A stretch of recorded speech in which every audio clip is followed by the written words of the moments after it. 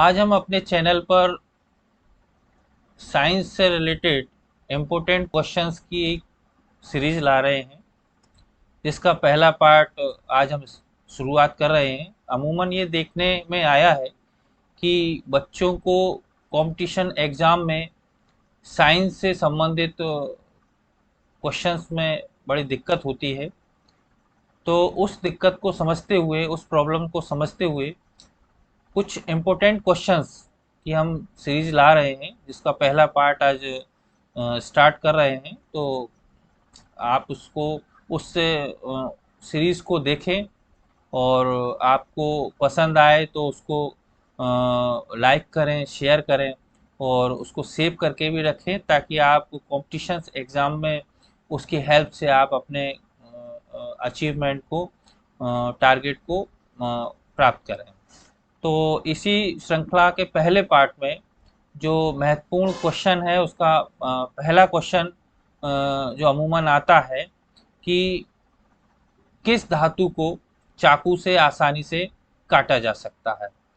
तो ये बहुत महत्वपूर्ण प्रश्न है, और इसका जो आंसर है, वो आंसर आपका जो है, इसका पहला सोडियम है, क्योंकि सोडियम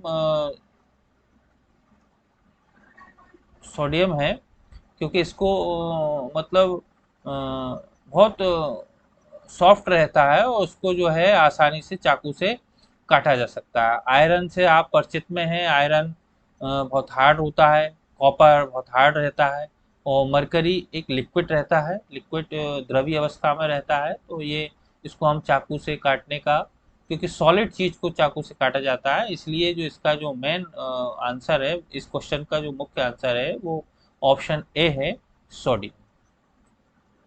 नेक्स्ट हम देखेंगे, next question.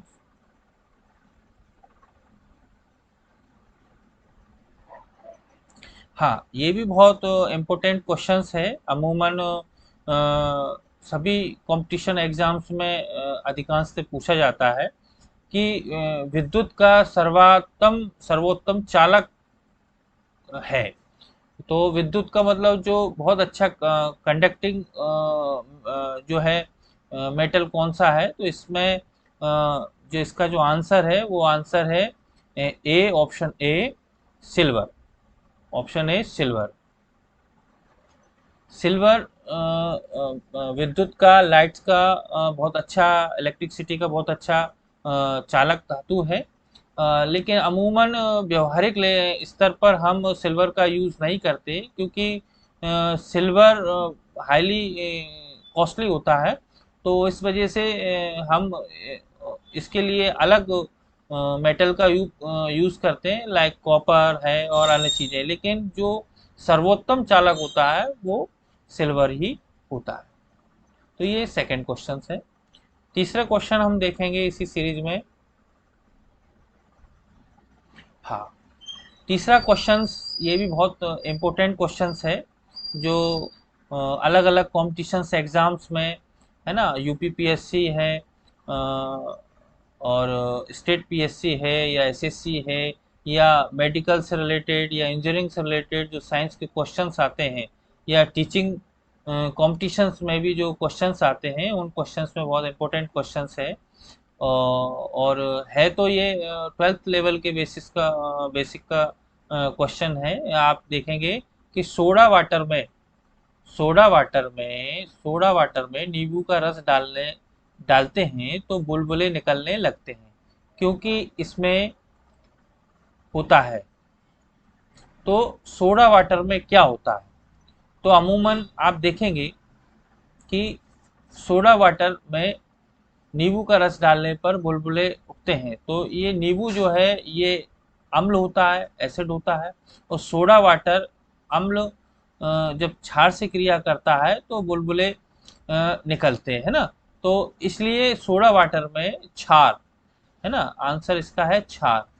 Option A answer है क्षार। तो क्षार के संपर्क में आते ही, एसिड के संपर्क में आते ही सोडा वाटर में से बुलबुले निकलने लगते हैं, क्योंकि वहाँ रिएक्शंस होती हैं, और उसकी वजह से वहाँ पर बुलबुले निकलते हैं। नेक्स्ट क्वेश्चन इसका, ये भी बहुत इंपॉर्टेंट क्वेश्चंस है। चूने में पानी मिलाने पर कौन सी गैस निकलती है? तो चूने का अमूमन ये व्यवहारिक जीवन में हम उपयोग देखते हैं इसका, कि एक ऊष्माक्षेपी क्रिया होती है चूने में। जब हम पानी मिलाते हैं तो उसमें बहुत मात्रा में जो है एनर्जी रिलीज होती है, और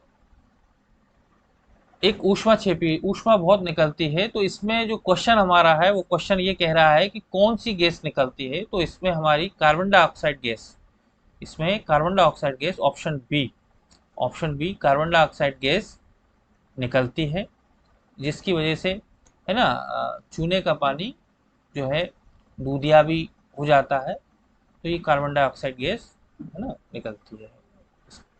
नेक्स्ट क्वेश्चन, हाँ, नेक्स्ट क्वेश्चन है कि क्षार लाल लिटमस को करता है ना, क्षार लाल लिटमस को करता है। तो ये क्वेश्चंस भी बहुत इंपॉर्टेंट क्वेश्चन है कि क्षार लाल लिटमस को क्या कर देता है?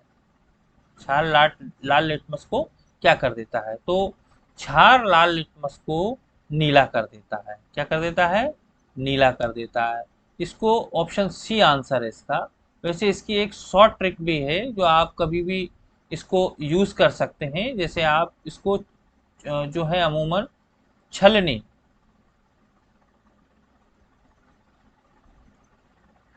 है ना,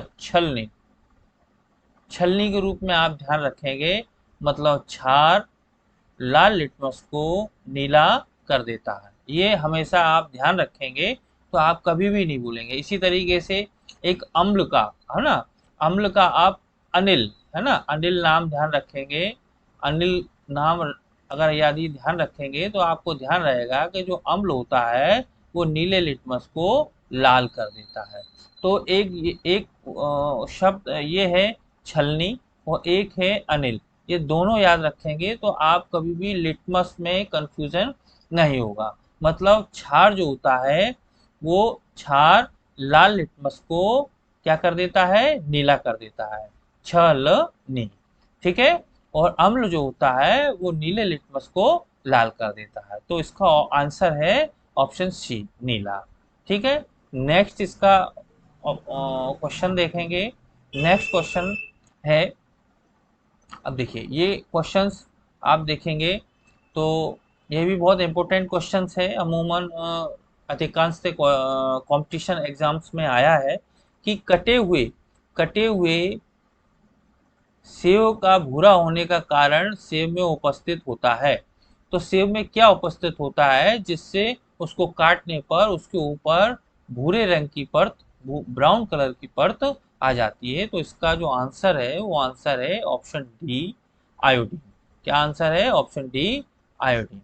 ये आयोडीन की वजह से ही जो सेव को यदि हम काटते हैं तो थोड़ी देर रखने पर उसके ऊपर भूरे रंग की परत, ब्राउन कलर की परत आ जाती है। तो ये भी बहुत इंपॉर्टेंट क्वेश्चन है। इसके अलावा नेक्स्ट क्वेश्चन देखते हैं हम। हाँ, ये डाइवर्सिटी से रिलेटेड क्वेश्चन है। साइंस की जो डिवीजन है ना, अलग अलग पार्ट में डिवाइडेड है। तो ये बायोडाइवर्सिटी, जैव विविधता के अंतर्गत आने वाला क्वेश्चन है।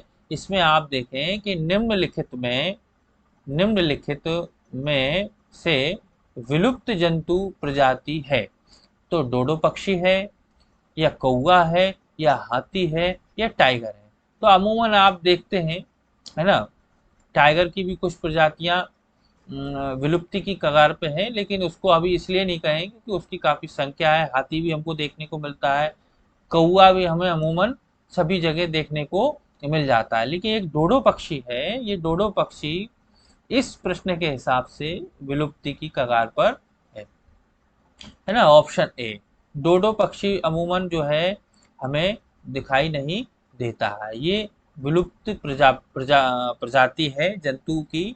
तो इस ऑप्शन क्वेश्चंस का जो आंसर है वो है ऑप्शन ए, डोडो पक्षी। इसी सीरीज की नेक्स्ट क्वेश्चन हम देखें।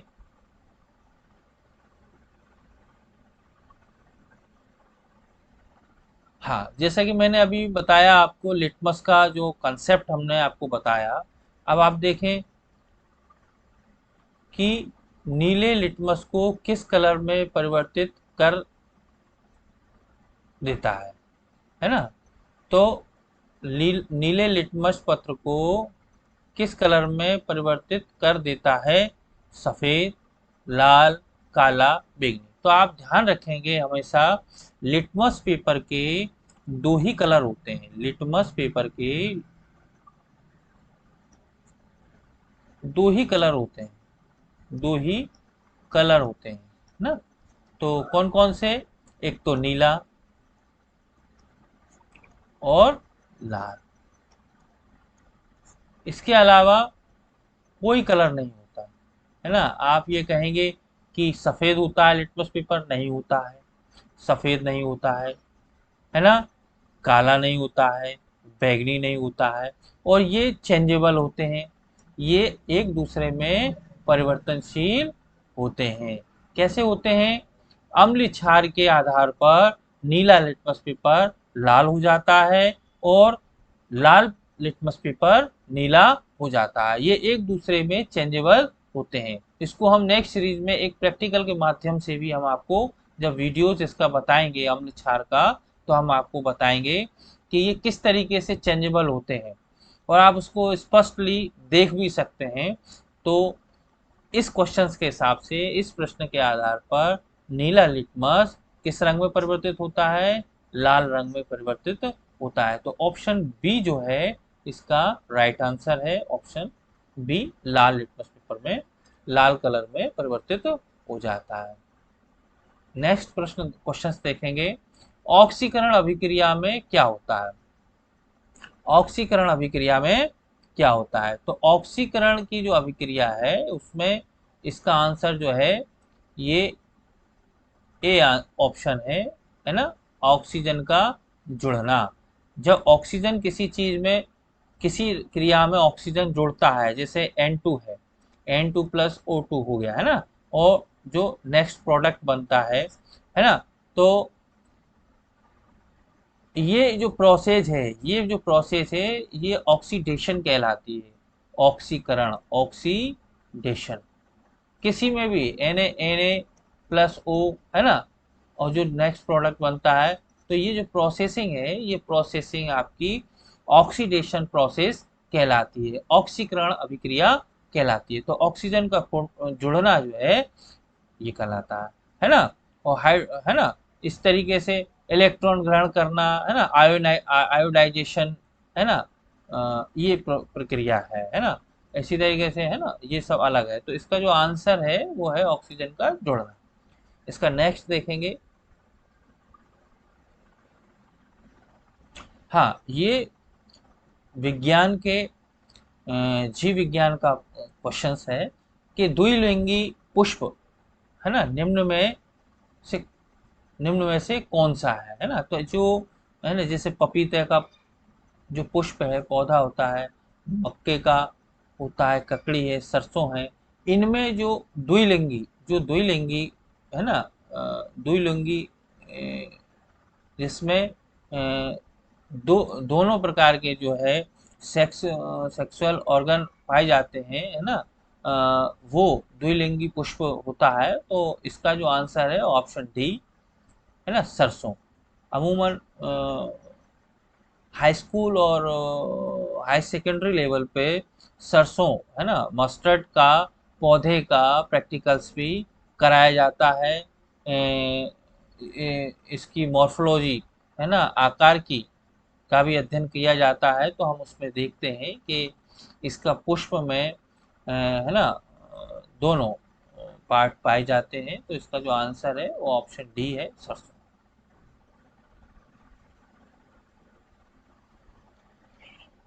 हाँ, ये भी बहुत इम्पोर्टेंट क्वेश्चंस है, जीव विज्ञान से, बायो से रिलेटेड है कि नर और मादा युग्मक के, नर और मादा नर और मादा युग्मक के संयोग को कहते हैं, क्या कहते हैं? तो आप इन ऑप्शंस पे ध्यान देंगे, तो आप इन ऑप्शंस पे ध्यान देंगे तो आपको पता चलेगा कि एक पराग कण होते हैं, ये पॉलिनेशन के द्वारा पराग कण, है ना, ये भी रिप्रोडक्शन का ही पार्ट है। निषेचन भी है। मुकुलन, मुकुलन भी एक प्रोसेस होती है। बीजाणु, स्पोर्स, ये भी होते हैं। लेकिन जो गैमेट्स होते हैं, युग्मक, युग्मक मतलब गैमेट्स, है ना, गैमेट्स, गैमेट्स होते हैं, तो वो इस प्रोसेस को कहते हैं निषेचन, फर्टिलाइजेशन। क्या कहते हैं?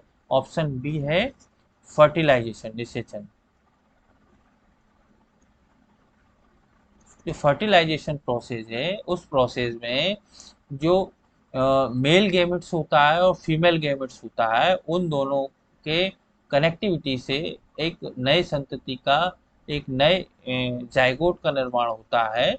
और ये प्रजनन की, रिप्रोडक्शन की एक स्टेप है, एक प्रोसेस है। तो उसका जो आंसर है, वो आंसर है निषेचन, है ना, ऑप्शन बी निषेचन। नेक्स्ट देखेंगे हम इसका। हाँ, ये हो गया। अच्छा, हाँ, रक्त प्लाज्मा में जल की लगभग मात्रा होती है। तो अमूमन एनिमल पार्ट्स में काफ़ी मात्रा में जल पाया जाता है, लगभग 70 से 75% अमूमन जल पाया जाता है। लेकिन जो ब्लड होता है ना, ब्लड, ब्लड प्लाज्मा होता है, प्लाज्मा होता है, उसमें जो जल की मात्रा होती है, वो जल की मात्रा ऑप्शन डी 45% है ना, 45% जो है इसमें जल की मात्रा होती है। एक लिंगी पुष्प है। नेक्स्ट क्वेश्चन में देखेंगे आप, एक लिंगी, पहले क्या था? द्विलिंगी, है ना। अब एक लिंगी पुष्प है। तो इसका जो आंसर है सरसों, तो आपको पता है ही कि द्विलिंगी पुष्प होता है ना। अन्य चीजें भी जैसे गुलाब है, ये इसमें बर्डिंग प्रोसेस होती है, सब होता है ना। और ये, तो इसका जो आंसर है, वो आंसर है ऑप्शन ए है। यहाँ बाई फॉल्ट बी हो गया है, यहाँ ए ऑप्शन, ये ए ऑप्शन है मक्का, ऑप्शन ए मक्का, है ना। तो मक्के में एक लिंगी जो है पुष्प पाया जाता है।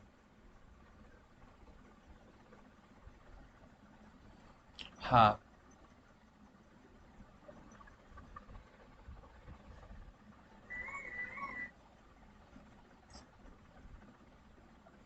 ये क्वेश्चंस भी थोड़ा सा कंफ्यूजेबल लग रहा है, इसका मैं डाउट क्लियर करके नेक्स्ट इसमें बताऊंगा। हाँ, तो आप देखेंगे ये नेक्स्ट क्वेश्चंस है। इस क्वेश्चंस में आप ये देखेंगे कि बहुत इंपॉर्टेंट क्वेश्चंस है, और कॉम्पिटिटिव एग्जाम्स में काफ़ी पूछा जाता है कि लाल रक्त कणिकाओं को निम्न में से किस नाम से जाना जाता है। तो जो इसका शॉर्ट नेम है, वो शॉर्ट नेम क्या है ना, शॉर्ट नेम क्या है? तो शॉर्ट नेम इसका है आरबीसी, है ना, आरबीसी। तो आरबीसी कैसे है? इसका ऑप्शन आंसर जो है वो ऑप्शन सी है, आरबीसी। तो आरबीसी कैसे है? आरबीसी, है ना, आरबीसी। तो आर से मतलब होता है रेड, बी से मतलब होता है ब्लड, सी से मतलब होता है कार्पल्स, है ना, रेड ब्लड कार्पल्स, है ना। कणिकाएं, हिंदी में कहते हैं लाल रक्त कणिकाएं। ये कोशिकाएं नहीं होती हैं, है ना, ये कोशिकाएं नहीं होती हैं। जैसे ये डब्ल्यूबीसी होता है ना, है ना। तो ये डब्ल्यूबीसी जो होता है, ये भी मतलब ब्लड के ही पार्ट है, ये रक्त के ही हिस्से हैं। आरबीसी पाया जाता है, डब्ल्यूबीसी पाया जाता है ना।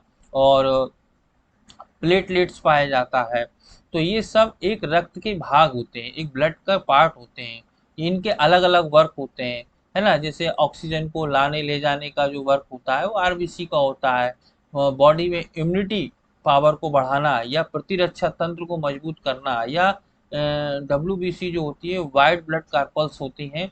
तो इनके अलग अलग फंक्शंस होते हैं। आप जब रेड जो रक्त है, उस रक्त का चैप्टर जब पढ़ेंगे, तो उसमें ये चीज़ क्लियर होगी कि इनके क्या क्या इम्पोर्टेंट्स होते हैं। आप रिपोर्ट्स कराते हैं तो उनमें रिपोर्ट्स में जो इनकी जो संख्या, जो नंबर्स होता है उस नंबर का क्या इम्पोर्टेंस होता है, उस रिपोर्ट से क्या पता चलता है, तो ये सब अमूमन आपको पता चलेगा। तो अमूमन अभी अभी तो आप ये देखें कि इसका जो लाल रक्त कणिकाओं को, है ना, शॉर्ट में क्या बोलते हैं, तो आरबीसी बोला जाता है। हाँ, ये भी बहुत इंपॉर्टेंट क्वेश्चंस है, आरबीसी से रिलेटेड ही क्वेश्चंस हैं। आप देखेंगे क्वेश्चंस में कि एनीमिया रोग होने पर शरीर में किस चीज की कमी किस चीज की कमी हो जाती है। तो एनीमिया, एनीमिया एक डिसीज होती है, एक बीमारी होती है। ये वीकनेस, कमजोरी को की वजह से होती है, इसमें कमजोरी हो जाती है। और इसका जो मेनली कारण होता है वो हमारे रक्त में हीमोग्लोबिन की कमी के कारण होता है। तो रक्त में जब हीमोग्लोबिन जब कम हो जाता है, ऑप्शन ए इसका राइट आंसर है, कि जब रक्त में, ब्लड में, जब हीमोग्लोबिन नाम का पार्ट, जिसको शॉर्ट में एच बी से इसको प्रदर्शित किया जाता है, और ये ऑक्सीजन को लाने ले जाने का काम करता है ना। तो जब बॉडी में हीमोग्लोबिन कम होती है तो ऑक्सीजन लाने ले जाने का काम और ये सब प्रोसेस में काफ़ी दिक्कत होती है, जिसकी वजह से, है ना, बॉडी में आरबीसी कम हो जाता है और बॉडी वीक महसूस करती है, सिस्टम डिस्टर्ब होता है ना। तो रक्त में हीमोग्लोबिन की कमी से एनीमिया नाम का रोग हो जाता है। ये अमूमन आप देखेंगे कि जो गर्भवती महिलाएं हैं, जो प्रेगनेंसी, जिनकी डिलीवरी होती है और जो प्रेग्नेंट्स रहती हैं, उनमें ये देखने को मिलता है। तो उनको इसकी कमी ना हो इसलिए आयरन की टैबलेट्स दी जाती हैं। भारत सरकार आंगनवाड़ी माध्यम से या अन्य माध्यमों द्वारा उन्हें आयरन की टैबलेट्स देते हैं। और भी कई बीमारियों में ये एक, जब ब्लड की कमी हो जाती है, शरीर में रक्त की कमी हो जाती है, तो एनीमिया डिसीज एक कंडीशन पे दिखाई देता है। इसके लिए डॉक्टर्स अलग से सप्लीमेंट्स आदि उपलब्ध कराते हैं और पेशेंट को बताते हैं, जिससे इसकी कमी दूर हो जाती है। ये कई स्तर पर घातक भी होती है ये बीमारी, है ना। तो इसका राइट आंसर है ऑप्शन ए, है ना, रक्त में हीमोग्लोबिन की कमी हो जाना, है ना, हो जाती है। नेक्स्ट क्वेश्चन है आपका, मादा एनीफिलीज मच्छर जब काट लेता है तो उससे कौन सा रोग हो जाता है। तो अमूमन बहुत सरल क्वेश्चन है, सरल, इसका अमूमन हर व्यक्ति को पता है कि जो मलेरिया बीमारी है, मलेरिया रोग है, वो अमूमन, है ना, मच्छर के काटने से होता है। होता तो डेंगू भी है, लेकिन डेंगू एक अलग प्रकार की स्पीसीज के मच्छर के काटने से होता है। मादा एनीफिलीज के काटने से, मादा मादा एनाफिलीज के काटने से मलेरिया होता है।